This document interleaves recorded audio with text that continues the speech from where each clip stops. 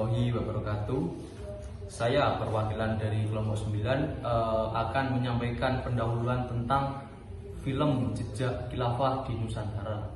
Nah, film ini menceritakan tentang hubungan antara kekhalifahan Islam dengan kerajaan Nusantara di masa Islam seperti di Samudra Pasai. Pada film Jejak Khilafah di Nusantara ini diceritakan soal pengiriman ratusan tentara khilafah Utsmaniyah dikirim ke Aceh atas tilah sang Amirul Mukminin. Film ini adalah hasil riset ke seluruh wilayah Nusantara mulai dari Aceh hingga ke Ternate. Ini bedanya hasil riset ilmuwan. Akademisi melakukan penelitiannya dalam bentuk tesis skripsi. Nah, karena target ini kita ingin diterima semua pihak, maka dibuat dalam video visual, yaitu film Jejak Khalifah di Nusantara. Film ini setidaknya akan membuka gerbang sejarah peradaban Islam di Indonesia atau Nusantara. Selanjutnya akan memasuki pada sesi argumentasi dan wawancara oleh teman saya. Menurut saya, yang dibangun dalam video tersebut pada menit ke-4.43 adalah kontra. Karena menurut saya yang memposisikan imroh jamaah tidak akan bersatu adalah kurang tepat. Menurut saya alasannya itu Islam tidak akan bisa berdiri tegak kecuali dengan adanya persatuan dari kaum-kaum muslimin. Karena kalau tidak bersatu, banyak ibadah agama Islam yang tidak mungkin bisa tegak tanpa persatuan dari kaum-kaumnya. Menurut argumen saya, di dalam menjelaskan kekhalifahan Islam tidak dijelaskan secara jelas, yaitu pada menit 05.43. Seharusnya ajaran Islam menurut pemerintah harus memenuhi beberapa prinsip dan kriteria agar bisa disebut sebagai khilafah Islamiyah atau negara Islam. Prinsip yang pertama yaitu meyakini bahwa semua kekuatan yang ada di bumi ini adalah milik Allah Subhanahu wa taala karena Dia penciptanya. Yang kedua, Allah menetapkan syariat Islam untuk membimbing umat manusia dalam menunaikan kekhilafahannya di muka bumi. Dua prinsip ini, negara yang diperintah oleh syariat Islam secara teknis disebut Khalifah al-Islamiyah atau Dar al-Islam. Menurut Khomaruddin Khan, negara yang terikat aturan seperti itu biasanya disebut dengan negara religius.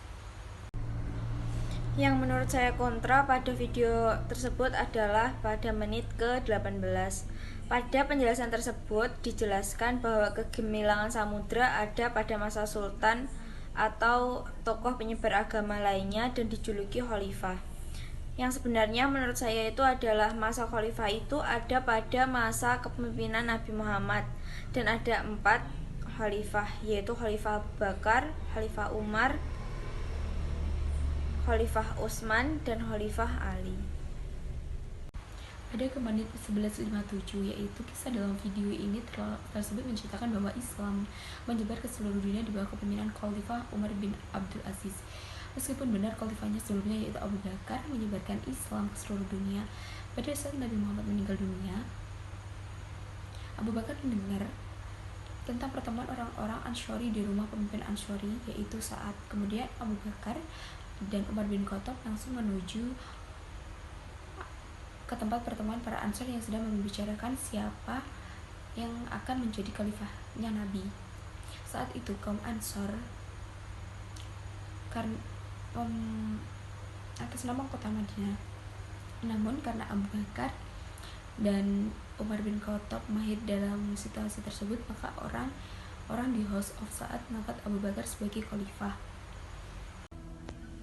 Menurut saya, narasi yang dibangun dalam video tentang masuknya Islam Nusantara adalah kontra.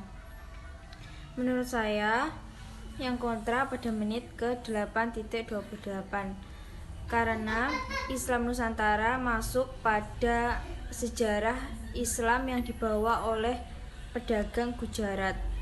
Sambil berdagang, ia menyebarkan agama Islam di mana ia berlabuh pada saat berdagang di seluruh Indonesia pada abad ke-13. Narasi pada video ini yaitu ke menit 37:15 menjelaskan bahwa sang Khalifah Utsmaniyah yang berkuasa sejak tahun 1520 menyatakan peperangan terbuka di penguasa Portugis yang berkedudukan pada Lisbon Dom Sebastião. Pedagang muslim yang tiba berasal di India melalui Bahari telah dianiaya. Jika engkau masih membangkang, maka dengan donasi Allah yang Maha Agung kami akan memperlakukan segala yang diperlukan buat memulihkan ketertiban pada negeri-negeri itu, dan tiada guna lagi bagi kamu buat memprotesnya. Hal tersebut dievaluasi kurang bagi penjelasannya karena hanya dijelaskan secara sekelas saja. Baik, selanjutnya akan memasuki dari inti atau kesimpulan dari film dokumenter Jejak Khilafah di Nusantara. Film ini menceritakan tentang hubungan Indonesia dengan istilah nama Nusantara memiliki kaitan erat dengan khilafah di masa Utsman yang dibubuhi dengan nuansa gambar yang membuatnya semakin terkesan based true story dari beberapa dokumen yang menjadikan Islam tegak di Indonesia.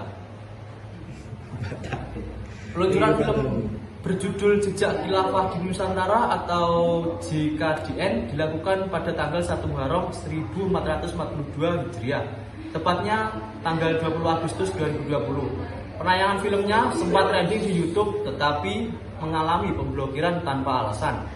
Sedikit cerita atau sinopsis film Jejak Khilafah di Nusantara ternyata dianggap sangat menarik, mengungkap sejarah religi yang berkaitan dengan Indonesia sehingga menuai perhatian banyak orang untuk menontonnya. Adapun macam-macam